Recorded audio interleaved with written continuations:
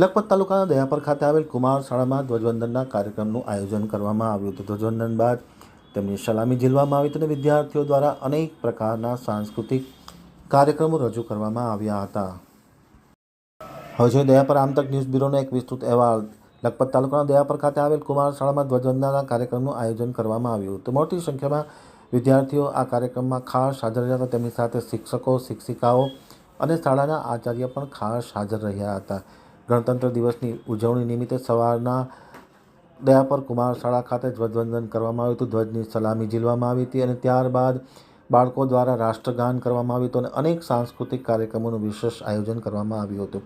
શાળાના આચાર્યએ આમતક ટીવી સાથેની વાતચીતમાં માહિતી આપતા જણાવ્યું હતું કે વિદ્યાર્થીઓ દ્વારા અદ્ભુત હુનર સાથે કાર્યક્રમો રજૂ કરવામાં આવ્યા હતા। વિદ્યાર્થીઓને પ્રોત્સાહિત કરવામાં આવ્યા હતા અને આ તકે તેમને પ્રાસંગિક ઉદ્બોધન પણ કરવામાં આવ્યું હતું। સૌ કોઈ ધ્વજવંદનના કાર્યક્રમમાં સામેલ થઈ રાષ્ટ્રભાવનાને ઉજાગર કરવામાં આવી હતી। દયાપરમાં કુમાર શાળામાં એઝ અ કોન્ટ્રાક્ટ ટીચર જ્ઞાન સહાયક તરીકે જોબ કરું છું છેલ્લા 1 વર્ષથી।